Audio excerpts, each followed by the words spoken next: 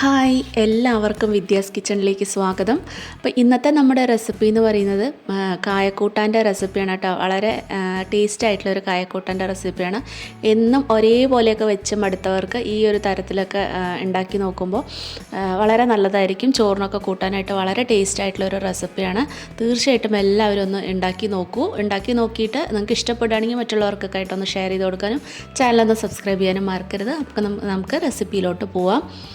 അപ്പോൾ ഈ ഒരു കായക്കൂട്ടാൻ ഉണ്ടാക്കാനായിട്ട് ഞാനിവിടെ ഒരു കായായിട്ട് എടുത്തിട്ടുള്ളൂ. അപ്പോൾ നിങ്ങൾക്ക് വീട്ടിലെ ആൾക്കാരുടെ എണ്ണം അനുസരിച്ച് എന്താ വേണ്ടത് വെച്ചാൽ അങ്ങനെ ചെയ്യാം കേട്ടോ. അതിൻ്റെ തോലൊക്കെ നമ്മൾ കളഞ്ഞിട്ട് നോർമൽ കൂട്ടാൻ അരിയണ മാതിരി ആ ഒരു വലുപ്പത്തിൽ നമുക്ക് മഞ്ഞൾപ്പൊടി ഇട്ട വെള്ളത്തിൽ ഇട്ട് കൊടുക്കണം. അപ്പോൾ ഈ വാഴക്കായ്ക്ക് ഒരു കറയുണ്ട്. അപ്പോൾ ഈ കറ പോവാനായിട്ടാണ് നമ്മൾ ഈ ഒരു മഞ്ഞൾപ്പൊടി വെള്ളത്തിൽ ഇട്ട് കൊടുക്കുന്നത്. അപ്പോൾ ഈ കത്തിയിലും അതുപോലെ നമ്മുടെ കയ്യിലൊക്കെ കുറച്ച് വെളിച്ചെണ്ണ പുരട്ടിയിട്ട് നമ്മളിത് അരിഞ്ഞു കൊടുക്കുകയാണെങ്കിൽ നമ്മുടെ കയ്യിലും അതുപോലെ ഈ കത്തിയിലൊന്നും ഇതിൻ്റെ ഈ കറയൊന്നും പിടിക്കില്ല കേട്ടോ. അതുപോലെ നമുക്ക് ഏത് കായ വേണമെങ്കിലും നമുക്ക് കൂട്ടാൻ വെക്കുന്ന നേന്ത്രക്കായോ അല്ലെങ്കിൽ പൊന്തങ്കായോ ഏത് കായ വേണമെങ്കിലും നമുക്കിതിലേക്ക് ഉപയോഗിക്കാം. ഇന്ന കായ തന്നെ വേണമെന്നൊന്നുമില്ല കേട്ടോ. പച്ചക്കായ ഏത് വേണമെങ്കിലും നമുക്കിതിലേക്ക് ചേർക്കാം. അപ്പോൾ ഒരു 10-15 മിനിറ്റ് ഇത് വെള്ളത്തിലിട്ട് അവിടെ മാറ്റി വയ്ക്കുക. ഇനി ഇതിലേക്ക് വേണ്ടത് ഒരു നെല്ലിക്ക വലുപ്പത്തിലുള്ള പുളിയാണ് കേട്ടോ. വാളൻ പുളിയാണ് നമുക്ക് വേണ്ടത്. അതും കുറച്ച് വെള്ളം ഒഴിച്ചിട്ട് അതും അവിടെ നമുക്ക് മാറ്റി വയ്ക്കാം. ഇനി നമുക്ക് ആ കായ ഒരു 10-15 മിനിറ്റ് കഴിയുമ്പോൾ നന്നായിട്ടൊന്ന് കഴുകിയെടുത്ത ശേഷം ആ വെള്ളമൊക്കെ നന്നായിട്ട് കളയുക, നല്ലപോലെ കഴുകിയെടുക്കുക. അതിനുശേഷം നമ്മളിതൊരു ചട്ടിയിലോട്ട് മാറ്റി കൊടുത്തിട്ടുണ്ട്. പിന്നെ അതിലേക്ക് ഒരു 1/4 ടീസ്പൂൺ മഞ്ഞൾപ്പൊടിയും ഒരു 1/2 ടീസ്പൂൺ മുതൽ 3/4 ടീസ്പൂണിനുള്ളിൽ ഉപ്പും കൂടി ഇട്ടിട്ട് ഒരു 1-2 കപ്പ് വെള്ളം കൂടി ഒഴിച്ചിട്ട് നമുക്ക് നന്നായിട്ടൊന്ന് ഇളക്കി കൊടുത്തിട്ട് മൂടി വെച്ചിട്ട് നമുക്കൊന്ന് വേവിച്ചെടുക്കണം. ഒരു അര വേവാവുന്നവരെ അതൊന്ന് മൂടി വയ്ക്കുക. ഒരു 6-7 മിനിറ്റ് ആവട്ടെ അതൊന്ന് വെന്ത് കിട്ടാനായിട്ട്. അപ്പോൾ അതവിടെ മൂടി വെച്ചിട്ട് നമുക്ക് വേവിച്ചെടുക്കാം. ആ ഒരു സമയത്ത് നമുക്കിതിലേക്ക് വേണ്ട ഒരു അരപ്പ് തയ്യാറാക്കാം. അതിന് വേണ്ടിയിട്ട് ഒരു കപ്പോളം നാളികേരം ചിരകിയതോ അല്ലെങ്കിൽ കഷ്ണാക്കിയതോ, അതായത് ഒരു മീഡിയം സൈസ് തേങ്ങയുടെ പകുതി നമ്മൾ എടുക്കുക. അത് മിക്സർ ജാറിലേക്ക് ഇട്ട് കൊടുക്കുക. ഒരു 1/4 ടീസ്പൂൺ കൂടി മഞ്ഞൾപ്പൊടി ഇതിലേക്ക് ചേർത്ത് കൊടുക്കുക. പിന്നെ 1 ടീസ്പൂണോളം മല്ലിപ്പൊടിയും ചേർത്ത് കൊടുക്കുക. പിന്നെ മുളക് പൊടി 1 ടീസ്പൂണോളം ചേർത്ത് കൊടുക്കുക. നിങ്ങൾക്ക് എരിവ് കുറഞ്ഞ മുളക് പൊടിയാണെങ്കിൽ കൂടുതൽ ചേർത്ത് കൊടുക്കുക, അല്ലെങ്കിൽ കുറവ് ചേർത്ത് കൊടുക്കുക. അത് നിങ്ങളുടെ ഇഷ്ടത്തിനനുസരിച്ച് കൂട്ടുക കുറയ്ക്കുകയോ ചെയ്യുക. പിന്നെ ഒരു 1/2 ടീസ്പൂണിൻ്റെ കുറച്ച് താഴെയായിട്ട് പെരുംജീരകം, അതായത് വലിയ ജീരകം കൂടി ചേർത്ത് കൊടുക്കുക. പിന്നെ ഒരു 5-8 ചെറിയ ഉള്ളി ചേർത്ത് കൊടുക്കുക. ചെറിയ ഉള്ളി ഇല്ല എന്നുണ്ടെങ്കിൽ ഒരു ചെറിയ സവോള ചേർത്ത് കൊടുക്കുക. പിന്നെ 2 അല്ലി വെളുത്തുള്ളിയും കൂടി ചേർത്ത് കൊടുക്കുക. വെളുത്തുള്ളിയുടെ ഫ്ലേവർ ഇഷ്ടമില്ല, കൂട്ടാനിലേക്കൊക്കെ ഇഷ്ടമില്ലാത്തവർ സ്കിപ്പ് ചെയ്യുക കേട്ടോ. എന്നിട്ട് ആവശ്യത്തിന് വെള്ളം ഒഴിച്ചിട്ട് നല്ല മയത്തിൽ തന്നെ അരച്ചെടുക്കുക. നല്ല സോഫ്റ്റായിട്ട് തന്നെ അരച്ചെടുക്കണം.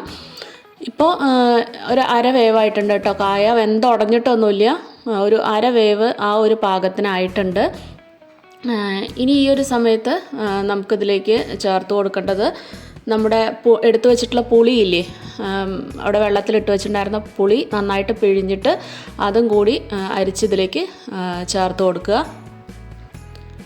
പിന്നെ ഇതിലേക്ക് ചേർത്ത് കൊടുക്കുന്നത് തക്കാളിയാണ്. ഒരു 2 അത്യാവശ്യം വലുപ്പത്തിലുള്ള തക്കാളിയും 2 പച്ചമുളകും കൂടി ഞാൻ ഇതിലേക്ക് ചേർത്ത് കൊടുക്കുന്നുണ്ട്. തക്കാളി നീളത്തിൽ ക്യൂബ്സായിട്ട് എങ്ങനെ അരിഞ്ഞിട്ട് വേണമെങ്കിൽ ചേർത്ത് കൊടുക്കുക കേട്ടോ. അതും കൂടി ചേർത്ത് കൊടുത്തിട്ട് നന്നായിട്ടൊന്ന് ഇളക്കി കൊടുക്കുക.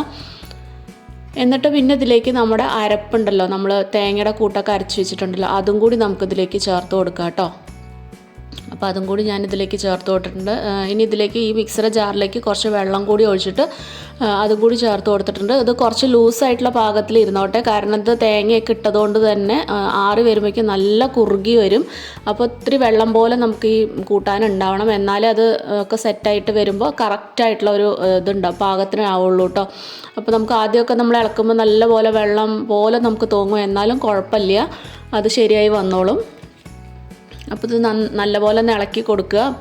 ഉപ്പ് പോരാന്നുണ്ടെങ്കിൽ ഈ ഒരു സമയത്ത് വേണമെന്നുണ്ടെങ്കിൽ ഉപ്പൊക്കെ ചേർത്ത് കൊടുക്കുക. അപ്പോൾ എനിക്കിത്തിരി പോരായിരുന്നു, ഞാനൊരു 1/4 ടീസ്പൂൺ കൂടി ചേർത്ത് കൊടുത്തിട്ടുണ്ട്. അപ്പോൾ നിങ്ങൾക്ക് നോക്കിയിട്ട് ചേർത്ത് കൊടുക്കുക കേട്ടോ.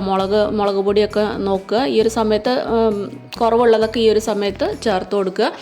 അപ്പോൾ മുളക് പൊടി ചേർക്കണില്ല എന്നുണ്ടെങ്കിൽ പച്ചമുളകിൻ്റെ എണ്ണം കൂട്ടിയാലും മതി കേട്ടോ. എരിവ് പോരാന്നുണ്ടെങ്കിൽ പച്ചമുളക് കുറച്ച് കൂടുതൽ ഇട്ടാലും മതി. അതും കൂടി ചേർത്ത് കൊടുത്ത ശേഷം നമുക്കത് വീണ്ടും അടച്ചു വെച്ചിട്ട് ഒരു 5 മിനിറ്റ് കൂടി, അതായത് ആ കായും തക്കാളിയൊക്കെ നന്നായിട്ട് വേവുന്ന വരെ അത് അടച്ചു വെച്ചിട്ട് നല്ലപോലെ ഒന്ന് വേവിക്കുക. അതിനുശേഷം നമുക്കത് തുറന്ന് നോക്കാം. തുറന്ന് നോക്കുമ്പോൾ അത് തക്കാളിയൊക്കെ അത്യാവശ്യം നന്നായിട്ട് ഉടഞ്ഞിട്ടുണ്ട്. കായ് നന്നായിട്ടൊന്ന് വെന്ത് കിട്ടിയിട്ടുണ്ട്. അപ്പോൾ ഇത് മതി കേട്ടോ.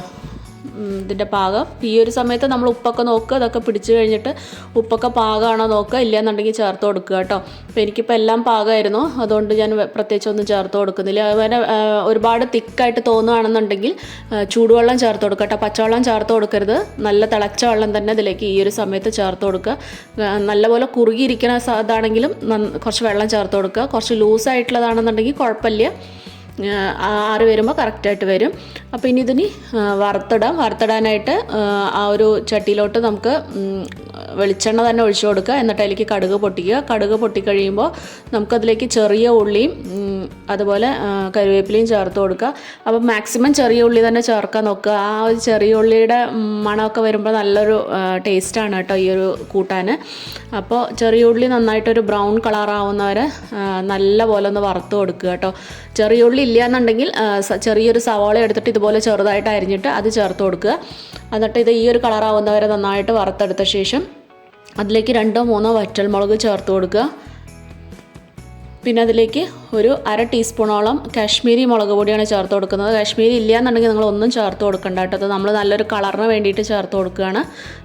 അപ്പോൾ അതും കൂടി ചേർത്ത് കൊടുത്ത ശേഷം നമുക്ക് ഈ ഒരു കൂട്ടാനിലോട്ട് ഇത് കൊട്ടി കൊടുക്കുക. അതൊരു 5-10 മിനിറ്റ് ഇങ്ങനെ മൂടി വെച്ച് കഴിഞ്ഞ് കഴിഞ്ഞാൽ ആ ഒരു ഇതിൻ്റെയൊക്കെ ഫ്ലേവർ നന്നായിട്ട് ആ കൂട്ടാനിലേക്ക് കിട്ടും. അതിനുശേഷം എടുത്ത് സെർവ് ചെയ്താൽ മതി. അപ്പോൾ നമ്മുടെ കായക്കൂട്ടാൻ റെഡി ആയിട്ടുണ്ട്.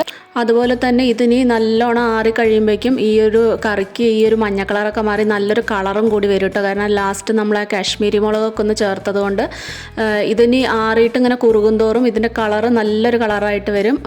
ടേസ്റ്റും അതെ കേട്ടോ. ആ ചെറിയ ഉള്ളിയൊക്കെ വറുത്തിട്ടത് കൊണ്ട് തന്നെ ഒരു പ്രത്യേക ടേസ്റ്റും ഉണ്ടാവും. തീർച്ചയായിട്ടും എല്ലാവരും ഒന്ന് ഉണ്ടാക്കി നോക്കൂ കേട്ടോ. ഇതുപോലെ ഒന്ന് ട്രൈ ചെയ്യാത്തവർ തീർച്ചയായിട്ടും നിങ്ങൾ ഉണ്ടാക്കി നോക്കുക. ഒരുപാട് നല്ല നല്ല നാടൻ കറികളുടെ റെസിപ്പീസൊക്കെ നമ്മുടെ ചാനലിലുണ്ട് കേട്ടോ. ഈ ചോറിന് കൂട്ടാൻ പറ്റുന്ന ഒത്തിരി നല്ല ഒഴിച്ചു കൂട്ടാൻ്റെ റെസിപ്പീസൊക്കെ ഞാൻ ഇട്ടിട്ടുണ്ട്. അപ്പോൾ അതൊരു പ്ലേലിസ്റ്റിൻ്റെ അവിടെ പോയിട്ട് ലഞ്ച് റെസിപ്പീസ് എന്ന് പറഞ്ഞാൽ നോക്കിക്കഴിഞ്ഞാൽ അതിലൊത്തിരി റെസിപ്പീസ് ഉണ്ട്. അപ്പോൾ സമയമുള്ളവരൊക്കെ തീർച്ചയായിട്ടും ഒന്ന് കണ്ടു നോക്കൂ. വ്യത്യസ്തമായിട്ടുള്ള നല്ല നല്ല റെസിപ്പീസ് ഉണ്ട്. കണ്ടു നോക്കിയിട്ട് നിങ്ങൾക്ക് ഇഷ്ടപ്പെടുകയാണെങ്കിൽ തീർച്ചയായിട്ടും നിങ്ങളുടെ ഫാമിലി മെമ്പേഴ്സിനും ഫ്രണ്ട്സിനും ഒക്കെ ഒന്ന് ഷെയർ ചെയ്യാനും സബ്സ്ക്രൈബ് ചെയ്ത് ഒന്ന് സപ്പോർട്ട് ചെയ്യാനും മറക്കരുത്. അതുപോലെ നിങ്ങൾക്ക് എന്തെങ്കിലും അഭിപ്രായങ്ങളോ എന്തെങ്കിലുമൊക്കെ ഉണ്ടെന്നുണ്ടെങ്കിൽ അതും തീർച്ചയായിട്ടും കമൻസായിട്ട് പറയാനായിട്ട് മറക്കരുത്. അപ്പോൾ നമുക്ക് ഇനിയും വീണ്ടും നല്ല നല്ല റെസിപ്പീസായിട്ട് നമുക്ക് വീണ്ടും കാണാം. Take care. ബൈ.